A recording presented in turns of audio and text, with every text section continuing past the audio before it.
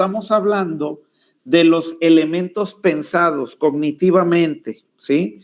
La política pública es en la parte, vamos a decir, jerárquica, ¿sí? En la parte superior de la jerarquía, vamos a encontrar a quienes van a idear la política pública, ¿sí? Acá vamos a decir, en esta área, vamos a encontrar a los decisores de la política pública, ¿sí? Y en esta parte de acá abajo, en la acción gubernamental, incluso por debajo de la acción gubernamental, ¿sí? Vamos a estar hablando de quién se encarga de la aplicación, ¿no? De la acción específica. Entonces, aquí son los que implementan.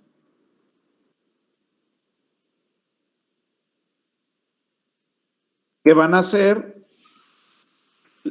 Aquellas personas que a través de su ejercicio van a aplicar las acciones gubernamentales específicas. ¿Sí queda hasta aquí claro?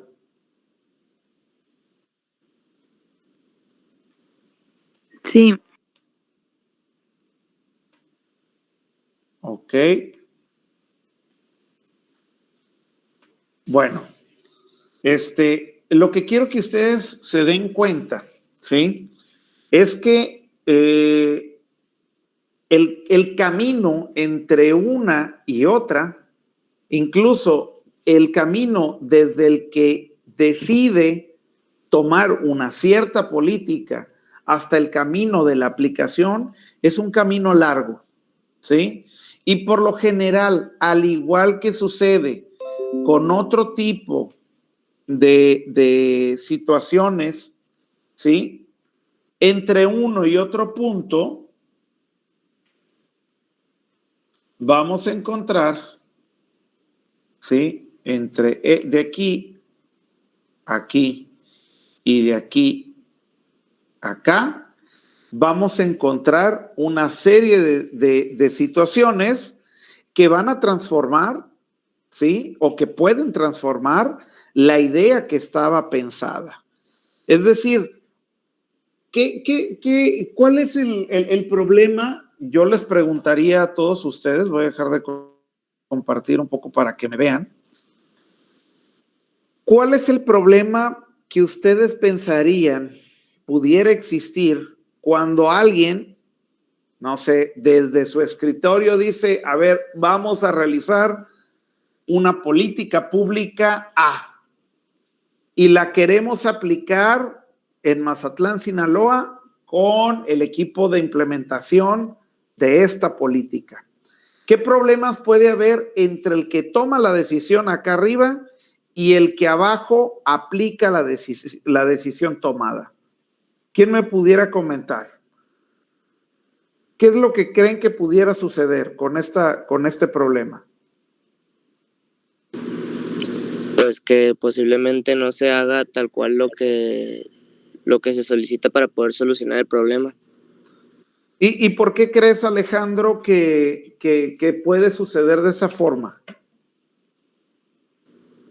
Es que, como comentaba ahorita, existe mucho tiempo entre la toma de decisión y la acción.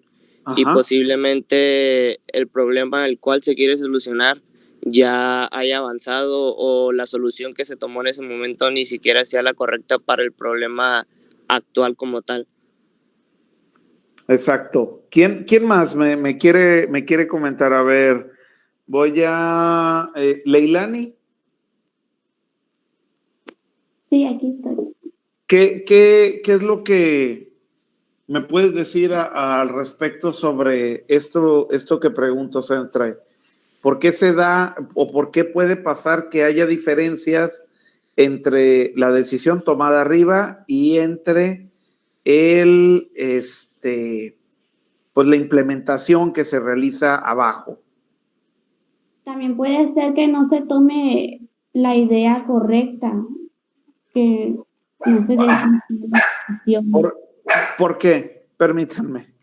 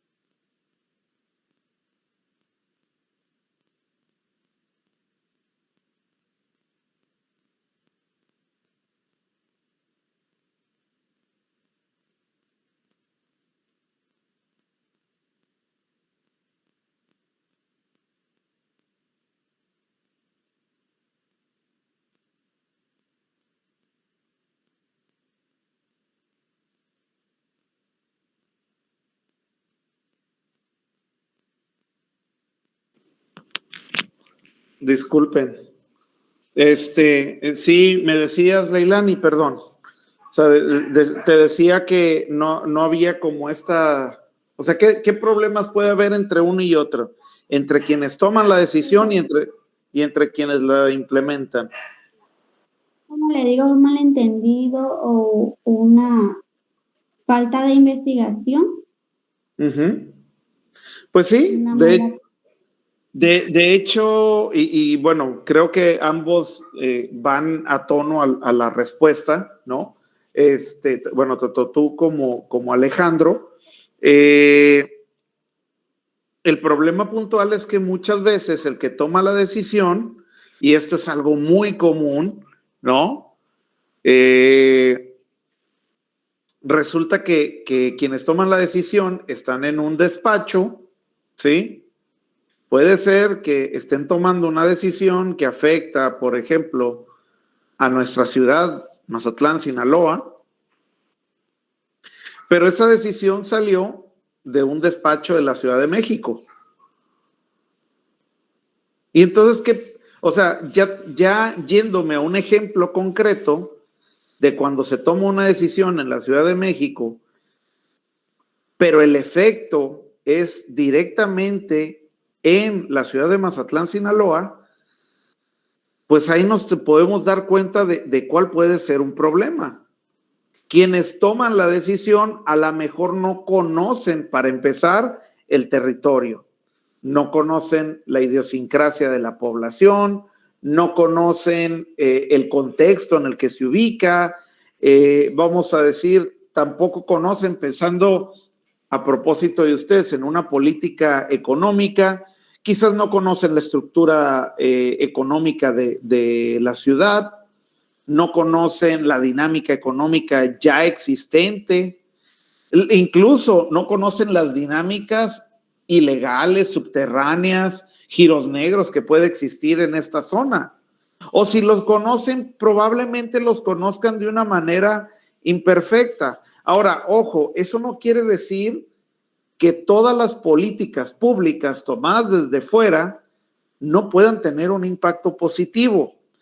Ello también conlleva un acto de, bueno, ok, si yo voy a tomar una política fuera del lugar que conozco, si la quiero tomar, pues necesito también ir a estudiar el lugar al que voy a ir a aplicar la política o al que me están requiriendo realizar ajustes para poder sacar adelante algún problema público, ¿sí? O sea, porque también tenemos esta otra idea. Hay una idea muy generalizada que yo a veces he visto mucho en alumnos, a lo mejor no tanto en alumnos de economía, pero sí en otras áreas, que mencionan mucho, por ejemplo, cuando hay propuestas políticas de organismos supragubernamentales y dicen, no, pues es que es prácticamente como un recetario, ¿no? Donde el organismo internacional dictó una propuesta y aquí la aplicaron tal cual. Pues no es cierto. Es muy raro una política de un organismo internacional que entre tal cual es pensada el organismo internacional en su sede en otro país, ¿no? Siempre hay un proceso que le llaman de tropicalización, ¿no? Entendiendo que México se encuentra en el trópico. Es decir, un ajuste a la realidad en la que se ubica México, ¿sí? Y esto es importante porque muchas veces una crítica muy sencilla, muy simplista, nos dice, bueno, es que las políticas, sobre todo a raíz del modelo neoliberal de inicios de los años 80 a la fecha, y nos dicen, no, pues es que agarraron las políticas como recetario, ¿no? ¿Habían oído hablar de esta idea ustedes? ¿Alguno de ustedes había escuchado antes de esto? No. ¿No? ¿Nunca habían... Alejandro, ¿ibas a comentar? Lo de tomarlas como recetario, dice. Ajá. No, yo tampoco lo he escuchado.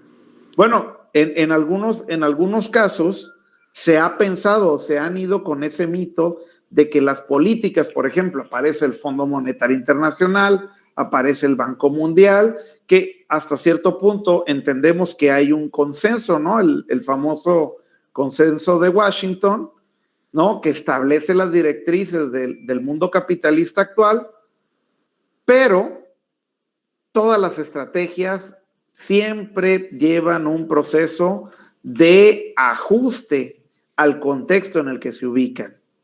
Y pasa de situación similar cuando a nivel federal se piensa una política y se aplica de manera específica a cada uno de los estados. A lo mejor, también hay que decirlo, puede haber ajustes que no sean los óptimos, como también puede ser que políticas públicas pensadas, ¿sí?, que van a resolver supuestamente un problema, en realidad no tienen la eficiencia o efectividad esperada. Entonces, este tema y lo que plantea en particular Luis Aguilar Villanueva, pues es importante porque también nos marca un contexto en el cual se ubica pues la experiencia mexicana, ¿no? O sea, estamos hablando de que en Estados Unidos desde finales de los 30, principios de los 40, ya empezaban a hablar del tema de las políticas públicas. Algunos como Harold Laswell, pues mencionaba, ¿no?, la intención de medir, ¿no?, aunque todavía no tenían el concepto definido ni desarrollado de política pública, vendría unos cuantos años más tarde. Pero hay una intención, ¿sí?, de atender, de medir, de cuantificar y sobre todo de poder llevar un conteo de avance, de decir, a ver, estoy en un punto A y en 2, 3 años pasaré o pasé a un punto B. A ver, ¿cuáles son o cuál es el camino que tuve y cuáles son los resultados que ahora tengo? ¿Sí? ¿Qué tan positivo ha sido el avance que yo he tenido dentro de las políticas? Por eso es que el punto primordial del video, como decía Francisco, pues en primera instancia, cuando le preguntan sobre los graves problemas, pues también hace mención al interés de medición, ¿no? O sea, el medir. Y encuentra 3 problemas palpables: la corrupción, ¿sí? Por otro lado, la discriminación de la población. Y por otro lado, ¿cuál era el tercero, Francisco? Tú lo mencionaste. Es el profesional. Profesionalización del servicio público. ¿La qué, perdón? Profesionalización. La profesionalización, ¿verdad? Sí. Ok, perfecto, ¿no? Entonces, y créanme, este tema de las políticas públicas tiene que ver con estos 3 problemas. No es vamos a decir, no es fortuito, no es algo al azar, que a partir de que se empieza a desarrollar los estudios de políticas públicas en México, también empiece casi a la par los estudios sobre transparencia, los estudios de rendición de cuentas, los estudios y el interés, ¿no? Por conocer cómo se da el proceso de corrupción en el país, cómo se consolida en los gobiernos locales la corrupción, ¿sí? O sea, es algo que es propio de este desarrollo que estamos teniendo, ¿no? Y al final va todo con la firme intención de que los procesos se encuentren en una constante mejora, ¿sí? Que haya innovación en términos de administración gubernamental, ¿sí? Recuerden como en la economía, ¿no? O sea, a diferencia quizás de la actividad empresarial, pues en el caso de los gobiernos no hay la intención de lucro, sino simplemente, pues básicamente brindar servicios y salir con un presupuesto tablas, ¿no? Dirían. O sea, a la par, sin superávit, pero tampoco con déficit, ¿sí? Entonces, creo que el principal punto que nos menciona aquí el autor es que las políticas públicas han sido importantísimas, sobre todo para el desarrollo de la administración pública en México. Pero es un fenómeno realmente reciente, de finales de los 80s, principios de los 90s, para acá. O sea, apenas tenemos 30 años de políticas públicas, ¿sí? O sea, es una cantidad de años, pues, pequeña en comparación con lo que ya otros países tienen desarrollados, particularmente Estados Unidos. Estados Unidos tiene cerca de 70 años trabajando, ¿verdad? Con políticas públicas. O sea, ya tiene bastante tiempo y eso le ha permitido también hacer una medición de sus esfuerzos, de ver qué tan efectivo ha sido el trabajo que han hecho los gobiernos. ¿Sale? Entonces, hacia eso apunta el trabajo de la política pública. Y yo con el tema que yo les presentaba aquí del JAM, ¿no? Cuando yo les presentaba aquí la pizarra, ¿sí? Lo que quería que se quedara o que diera la idea es que las políticas públicas son un conjunto de programas que tienen un conjunto de acciones gubernamentales que se implementan en el territorio, ¿sí?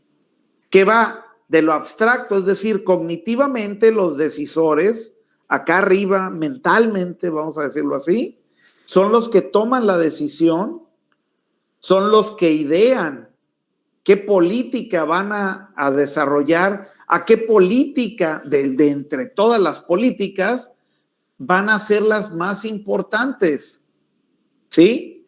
Ellos son los decisores, los que definen el orden de preeminencia de los problemas públicos, porque para idear una política pública, y voy a abrir otra de estas pizarras, ¿sí? Para definir la política pública, lo voy a poner mayúsculas,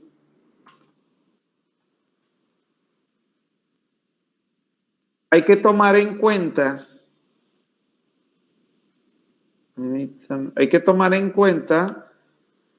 pues, un elemento importante, la agenda pública. ¿Quién me puede decir qué es la agenda pública? ¿Qué es la agenda pública? ¿Alguien sabe? Pueden, a ver, búsquenlo en internet y quiero que me digan qué es la agenda pública.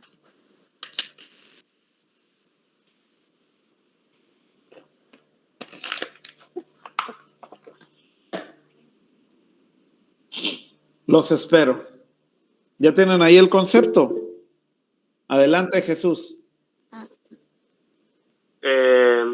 Según esto, la agenda pública son aquellos problemas que tiene una sociedad y que por diversos motivos son puestos en la discusión pública y que se dan determinadas circunstancias, pueden dar lugar a políticas públicas y por lo tanto a la efectivización de ciertos derechos.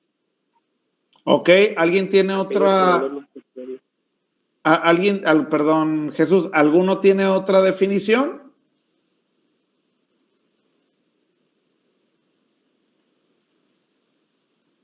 ¿Está correcto lo que comenta Jesús? Yo encontré así como que...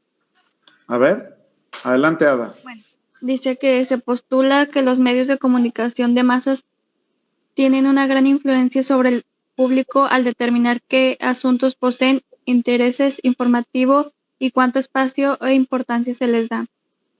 El punto central de esta teoría es la capacidad de los grandes medios de comunicación para graduar la importancia de la información que se va a difundir, dándole un orden de prioridad para obtener mayor audiencia, mayor impacto y una determinada conciencia sobre la noticia.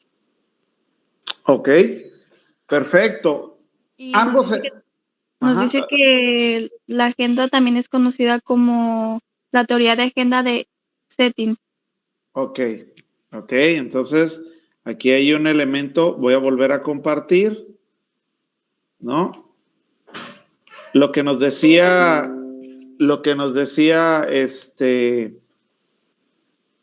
Jesús, ¿no? Y aquí voy a poner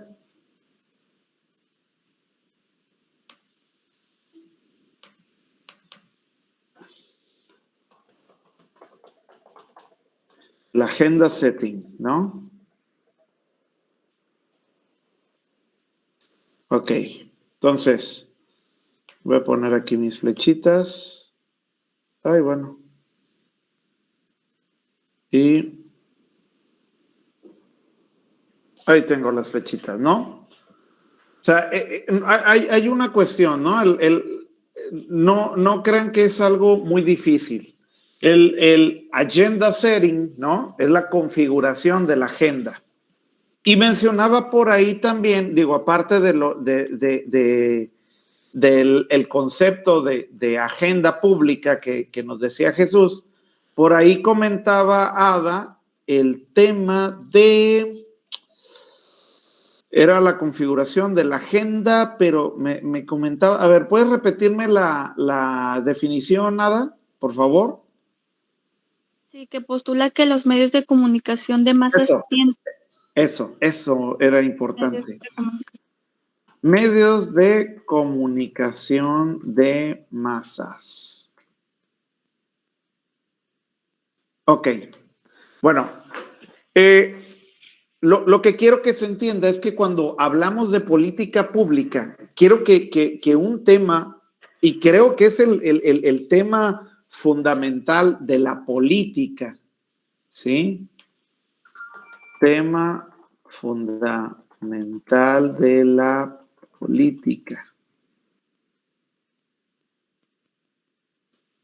¿Sí? Es justamente el proceso por el cual se construye la agenda pública. ¿Sí? Ustedes normalmente, voy a dejar de compartir. Ustedes normalmente, algo que se ve mucho y pues además con el actual presidente, perdonen, es, por ejemplo, el manejo que hace él de los medios de comunicación. Y una manera en la cual él configura la agenda del día es haciendo sus mañaneras, ¿no? Ustedes dirán, bueno, ¿y para qué tanta ¿Por qué todos los días sale el presidente a hablar, a decir y esto? Bueno, también hay una configuración de la agenda. Los políticos, a través de los medios de comunicación, ¿no? Que llegan a grandes grupos, pues ahora también a través de las redes sociales, configuran la agenda pública, ¿sí? Pero en esa configuración, ojo, ustedes pueden decir, a ver, ¿por qué una política pública es más importante? ¿Por qué una política pública A, que vamos a denominar A, ¿sí? Es más importante que una política pública B? Les pregunto, ¿quién me puede decir por qué? O sea, digo, esto es ficticio, ¿no? Es una idea hipotética. ¿Por qué A puede ser mejor que B? ¿Quién me puede decir? Piensen, ¿por qué una política social es mejor que una política económica? ¿O por qué la política económica es mejor que la política de salud? ¿Por qué algún presidente dice, no, lo importante es atender al tema de salud? No vamos a permitir que ante la pandemia la gente ande en las calles, ¿no? Para evitar los contagios. Y otro diga, no, la gente tiene que andar porque un problema que tenemos en términos económicos es que estamos teniendo una crisis y es importante que se reactive la economía, porque por más pandemia que haya, si no hay economía, se viene abajo nuestro país. Y luego otro diga, no, lo importante no es reactivar la economía, ¿sí? Lo importante es, no sé, el crear proyectos de gran envergadura, proyectos que sean transeccionales, vamos a decirlo así, muy grandes que permitan el desarrollo, no sé, de la actividad logística, del comercio internacional, de lo que ustedes quieran. ¿Por qué se le da prioridad a unos temas y por qué a otros no? ¿Quién me puede decir? ¿Quién tiene una idea?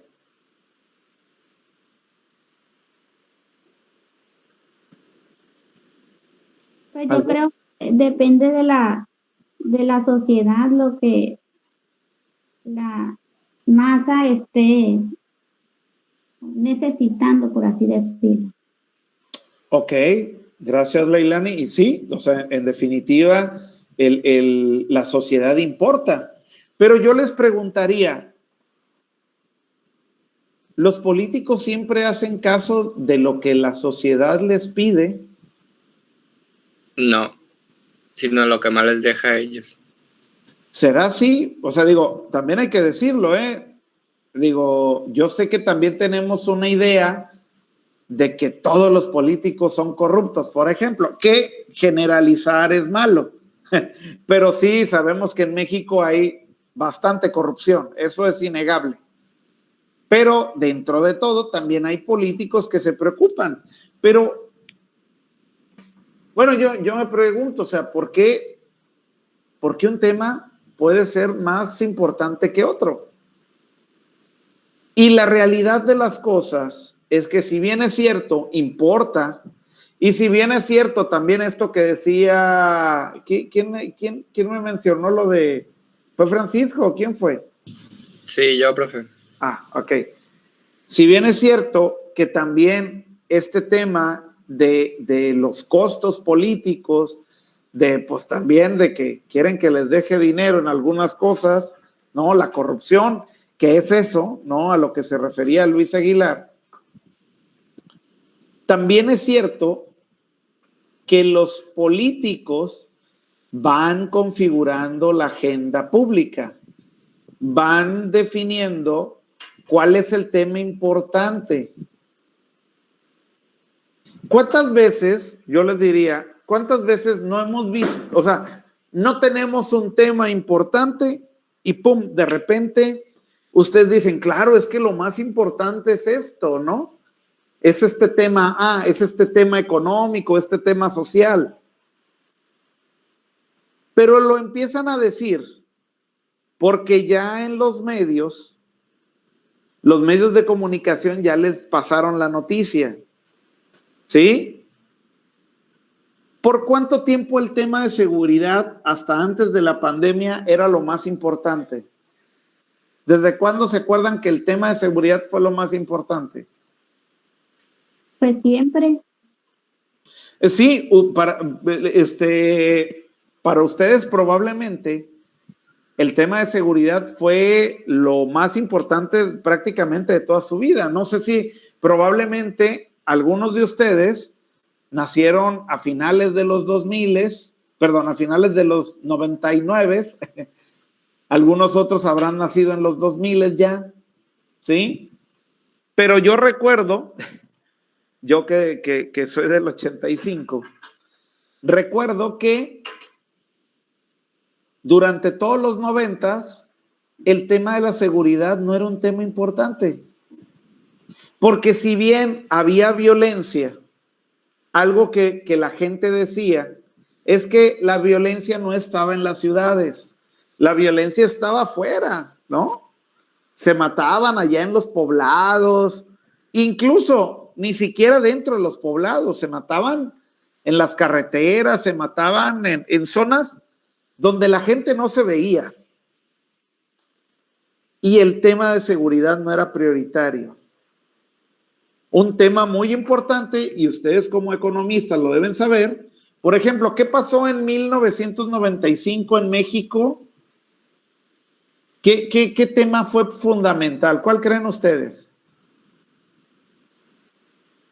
¿Conocen el famoso efecto tequila? ¿No? Bueno, es la crisis económica de 1995, aquí en México. Aquí inició, fue el epicentro de un efecto que se extendió hasta otros países, ¿sí? Y en aquel momento, pues ustedes pues aún no nacían probablemente, pero en aquel momento vino una devaluación, se le quitaron 3 ceros a los pesos, ¿no? O sea, si antes era 1,000 pesos, ¿sí? Se convirtió en 1 peso y nos dijeron en aquel momento, no pasa nada, nada más se quitan los 3 ceros y ya no pasó absolutamente nada. Sí, ya recordé algo de eso. Pero en realidad, a ver, Leilani, ¿quieres comentar algo? Gente que tenía ahorros y las deudas y todos estaban bien preocupados. Claro, porque deudas de, por ejemplo, 1,000 pesos se convirtieron en deudas de millones y ahorros de millones se convirtieron en pesos. ¿Sí me explico? O sea, fue, y como, fíjense, curiosamente, sigue habiendo una relación importante entre los suicidios y las crisis económicas, ¿sí? Y en aquel momento hubo una serie masiva de suicidios en México, derivados también del ahorcamiento por la crisis económica. Hubo un proceso de estagflación, le llaman, ¿no? ¿Saben lo que es la estagflación, no? Un estancamiento inflacionario. O sea, se estanca la economía, deja de andar, y por otro lado, hay aumento de los precios de la canasta básica, ¿sí? Entonces, esta situación llevó a que en aquel momento el tema primordial fuera no el tema de la seguridad, sino el tema económico. Y al otro año, el tema más importante seguía siendo económico. Y al tema del siguiente año, vamos a decir, para el 97, 2 años después, seguía siendo lo económico. Pero ¿qué creen? Para el 99 ya no era el tema económico lo más importante, porque ya la economía se había echado a andar un poco. Ya se había un poco aceitado la maquinaria económica y ya no era tanto el tema importante. En los 2000 fue la alternancia política. Entonces, el tema más importante era el cambio de gobierno. Dejó de ser lo más importante. Y a principios con Fox, vamos a decir, para el 2003, con Vicente Fox, el tema importante era las ganancias por el petróleo. Pero ya cuando llega Calderón, en primera instancia, que gana por un margen de votos muy apretado, pues el tema fue la incapacidad del entonces IFE de dar certidumbre política. Se hablaba mucho del tema de la corrupción, del tema del fraude político, del fraude electoral. Y bueno, ese fue el tema, hasta que en el 2006, 2007, ya con Calderón a bordo, empezó la guerra contra el narco, ¿sí? Y fue una serie de eventos violentos. Yo recuerdo en Mazatlán, había asesinatos por doquier, diariamente. Y se encontraba gente mutilada, decapitada y de todo, ¿sí? Y el tema político a nivel nacional era la seguridad, la seguridad, la seguridad, la seguridad. Pero ¿qué creen? Todo ese tema pasó por Enrique Peña Nieto, por Calderón, Enrique Peña Nieto, y también estaba pasando con el actual presidente cuando de repente cambió. ¿Cuál fue el tema que ahora está en boga? La pandemia. La pandemia, ¿no? ¿Y qué creen? Cuando llegó Nora a Sinaloa, ¿cuál fue el tema en las últimas semanas? En Mazatlán, ya hablando particular del caso de Mazatlán. Las inundaciones. Las inundaciones, exactamente, ¿no? Entonces, aunque yo estoy hablando de procesos macro, ¿no? Porque pues al final estaba hablando como vamos a decir, como de la agenda de todo el sexenio, pero cuando lo vemos aterrizado en Mazatlán, ahí vemos cómo de la pandemia se pasó a las inundaciones, de las inundaciones a la falta de agua, ¿sí? Probablemente cuando se resuelva el tema de la falta de agua, se va a hablar del tema de nuevo de la pandemia y quizás posteriormente en unas 2, 3 semanas venga otro tema nuevo.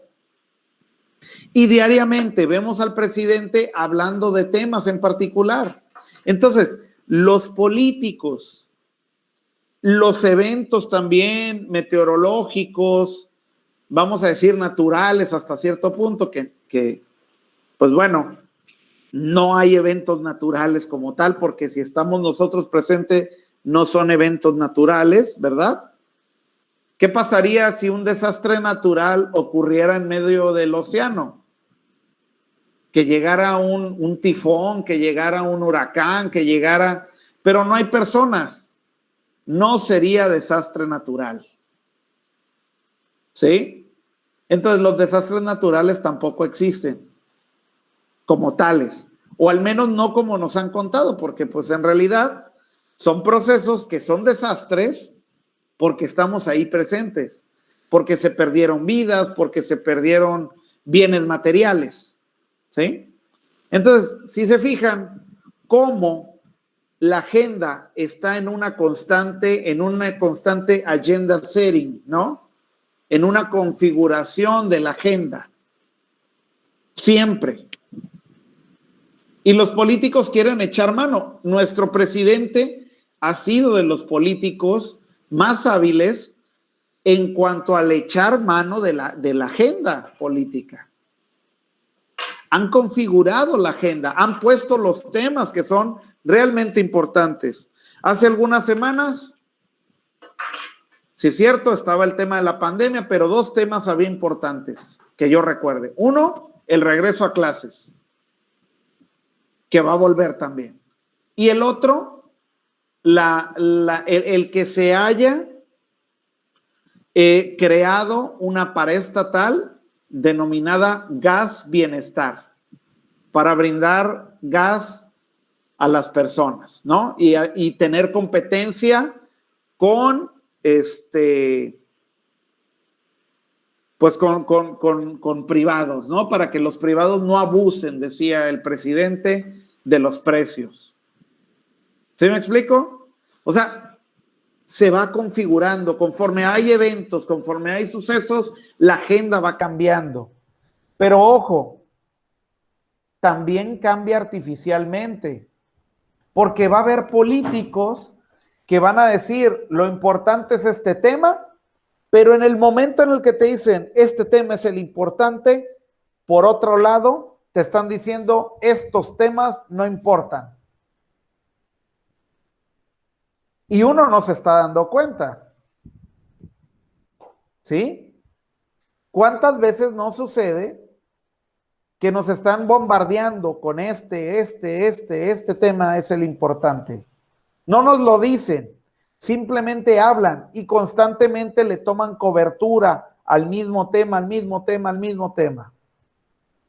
En nuestra mente se queda la idea de que ese es el tema importante. Pero igual, vamos a suponer que ahorita para el presidente el tema importante puede ser el proyecto del Tren Maya. Pero supusiéramos que ahora que viene la revocación del mandato, lo revocan, se convocan a elecciones y resulta que en esas elecciones gana otra persona, ¿no? Porque ya le revocaron el mandato al presidente y en esas elecciones gana otra persona y viene con otra idea. Y de repente te empiezan a bombardear con otra idea, con la idea B. Si el presidente Andrés Manuel nos pone la A, llega otra persona y nos dice, no es A, es B. Por esto. Y todo el día viendo las noticias, te metes a las redes sociales y hay noticias sobre el tema, algunos a favor, algunos en contra, pero hay una configuración de la agenda. Y entonces, lo que antes era muy, muy importante, deja de repente de ser importante. Y ya no es el tema de la pandemia, ahora es el tema de otra cosa. Y ya no es el tema del regresar a clases, sino ahora el tema es otra situación, otro problema, que también, ojo, nosotros creemos, y por ahí hizo mención, creo hace rato Leilani, que pues los problemas públicos son aquellos que la población pues reivindica, que la población tiene, las exigencias de la población.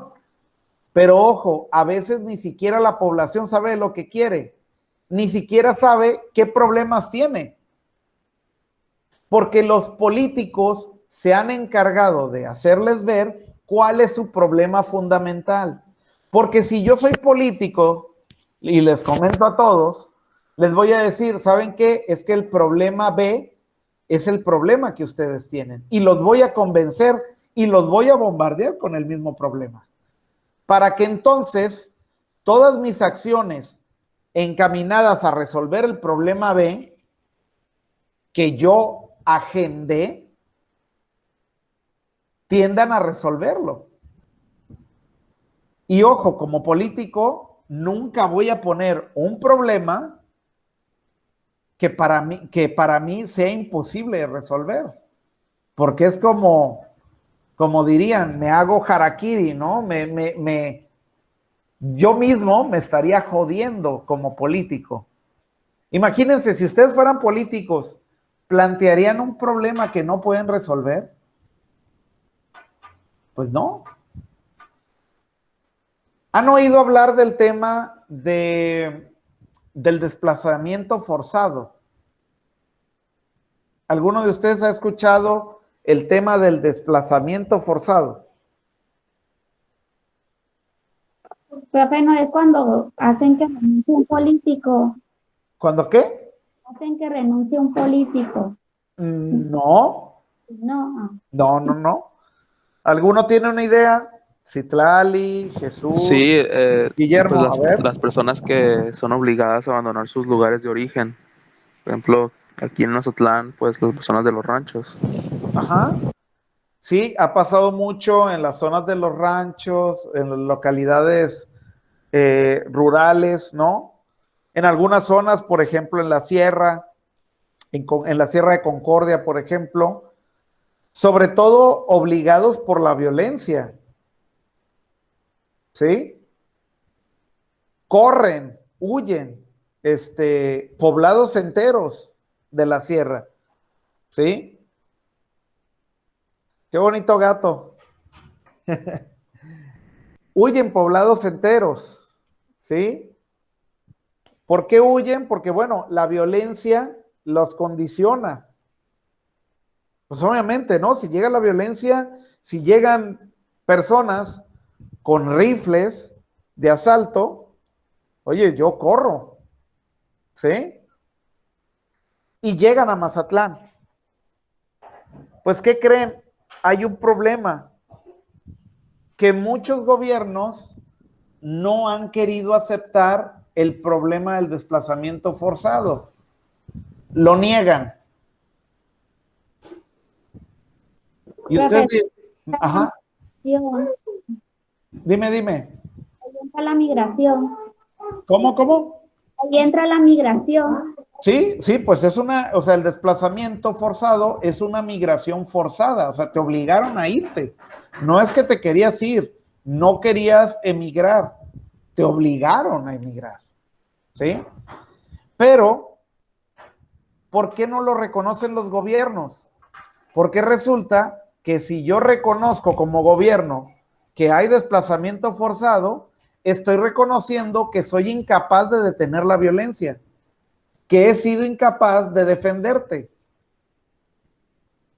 Entonces estoy asumiendo que mi gobierno no sirve. Entonces han dado apoyos a cuentagotas, porque eso implica meterse en un problema, ¿no? Porque estás diciendo en efecto que tu gobierno no ha funcionado. ¿Sí? Entonces, es muy fuerte. Es muy, muy fuerte ese tema. ¿Sale? Entonces, así es como se va construyendo. Todos estos temas lo construyen entre los políticos. Obviamente, por ejemplo, también la población tiene una manera de cómo insertar temas en la agenda. ¿Han visto que en estos últimos días, qué es lo que ha hecho la población que no tiene agua? En varias colonias, incluso fraccionamientos. Cierran calles, se han manifestado. La manifestación, las protestas, es una manera no legal de insertar temas legales al ámbito de las instituciones. O sea, es decirles, voltéenme a ver, o sea, tengo un problema serio, necesito que me atiendan, ¿sí? Porque si vas y pones tu queja, no te van a atender. Desgraciadamente, así ha sucedido. Y eso tiene que ver con todos los temas que tenemos, con los problemas que mencionaba Luis Aguilar. Por un lado, el tema de la corrupción, ¿sí? Muchos de los problemas que tenemos en cuanto a la gestión de servicios urbanos, y me refiero a gestión de servicios de agua, electricidad, alumbrado público, vialidades, transporte público, ¿sí? Por mencionar algunos, obedece a los actos de corrupción. ¿Sí? ¿Por qué? Porque resulta, bueno, y corrupción tanto del usuario como corrupción de los propios organismos. Piénsense en la Jumapam, ¿cuántas veces no han cobrado de más? Pero también ahí por una situación a veces vamos a decir, por un lado, morosidad, o sea, deuda del usuario, que el usuario a veces no atiende fugas, pero también a veces porque hay corrupción al interior, ¿sí? No puede atender la Jumapam el servicio de manera correcta porque no tiene el presupuesto, porque lo que se recauda a veces pues hay manoteo, ¿sí? Algún político empieza a sacar dinero de esas cuentas. O sea, y no es que lo saque así como tal, pues, pero me refiero a que también puede hacer, por ejemplo, un político puede definir a qué lugares se les da agua y a qué lugares no. Yo elaboré un trabajo hace tiempo para mi tesis de maestría y donde encontré que la mayor parte de la infraestructura hidráulica del municipio se encuentra en la zona hotelera. Las últimas obras hidráulicas para garantizar de agua y abastecimiento y también servicios de drenaje están en la zona turística, aunque vemos que el drenaje de todas maneras no funciona. Pero ¿a poco ustedes creen que los hoteles padecieron el mismo problema de agua que toda la población en Mazatlán? ¿Verdad? Bueno, ¿y por qué a los hoteles se le ha dado la preeminencia? Bueno, porque también encontré que hay un discurso político que ha estado durante mucho tiempo, tanto impulsado por políticos como por los propios empresarios. Lo primero que dicen es la hotelería y el turismo, pues es el que da de comer a la mayor parte de la población de Mazatlán. ¿Sí? Y con eso justifican las obras públicas que se hacen de mejoramiento en esa zona y no en otras zonas del puerto. ¿Cuántas, por ejemplo, calles en Mazatlán no están pavimentadas? Pero hay zonas de cerritos que ya tienen pavimento y ni siquiera tienen construcciones. ¿Sí me explico? Zonas alejadas y ya tienen alumbrado público, ya tienen banqueta y no tienen ni siquiera casas, ni edificios, ni nada. Es un lote baldío. ¿Por qué? Porque así es como también han construido la agenda pública. Y la gente está tranquila porque al final es el manejo, ¿no? Uno lo ve como que es algo, no, pues sí, es que hay que incentivar que a Mazatlán llegue inversiones para que haya derrama económica, para que... Pero también hay un manejo político. O sea, porque incluso hay calles en el centro de la ciudad que no están pavimentadas. Dices, el centro de la ciudad. ¿Sí me explico? Entonces, ahí se ve el acto de corrupción también, porque hay un manejo, no sé qué otra palabra utilizar, pero la voy a utilizar así tal cual la pienso, gandalla, ¿no? Diría. O sea, es un manejo discrecional, sería la palabra correcta. O sea, que utilizan su puesto para beneficio propio. Y ahí hay un acto de corrupción e impunidad. Impunidad, a diferencia de corrupción, porque la corrupción es el acto de apropiarte de algo público, pero la impunidad es el hecho de que aunque te apropies, no te castiguen, aunque cometas un delito, no te castiguen. Y ahí lo encuentra Luis Aguilar, ¿no? Y por otro lado, ¿cuál es el segundo tema que nos dice Luis Aguilar? El segundo problema, Francisco. Discriminación. La discriminación, porque aunque somos iguales ante la ley, parece que en México es distinto que seas el amigo, el compadre, el hijo, el nieto, el pariente, el ahijado, ¿sí? Del político, a que seas alguien que no es conocido por nadie. Pero ¿cuántas veces, si tú conoces a alguien, le hablas, oye, necesito Oye, se me fue la... Es más, en cosas tan sencillas como cuando se va la luz. Si conoces a alguien de la comisión, te echan la mano y te llevan primero a ti la luz, ¿sí o no? En cosas tan básicas como esas. Ahora, imagínense en presupuestos, en obras públicas de gran envergadura. ¿Qué es lo que hacen? Te doy a ti el negocio, tú que tienes una empresa pequeña, pero bueno, con este negocio vas a crecer. Negocios de millones y millones de pesos. Y hay esa discriminación, porque al final no le dan la misma oportunidad a todos, sino hay preferentes, como en la fila de los bancos ahora, ¿no? Y también hay otra cosa, o sea, como te ven, te tratan, o sea, eso sí, eso no se puede hacer, ¿no? O no se debería hacer.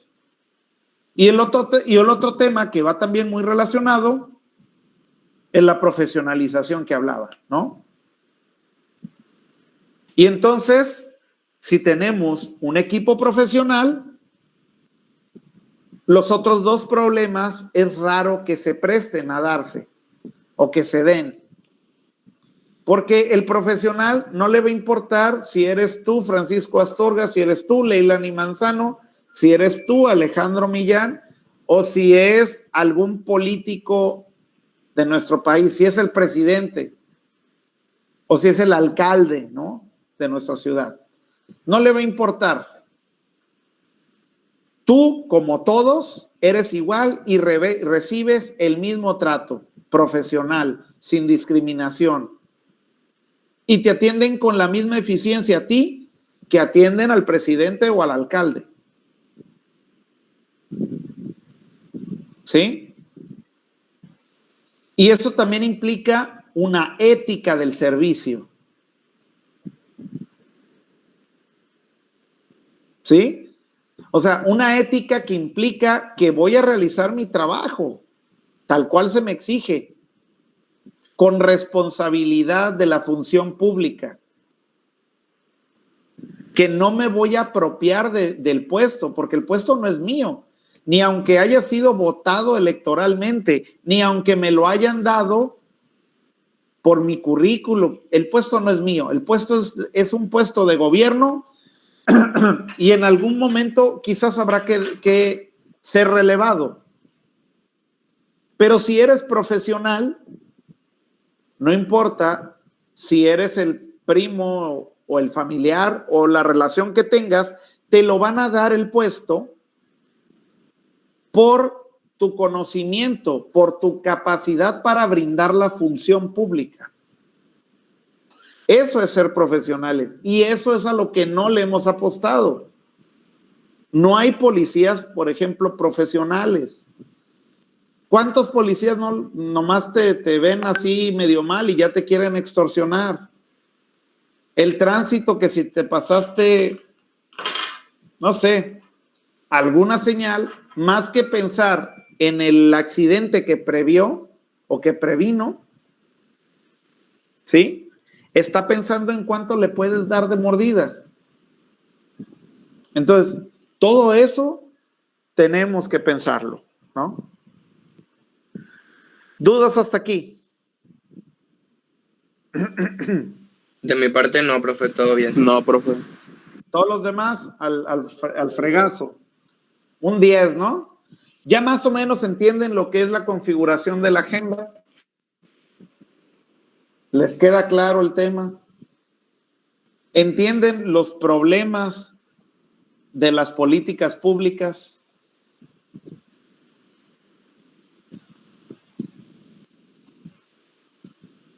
De la administración pública. ¿Sí lo entienden? ¿Cuáles eran los tres problemas?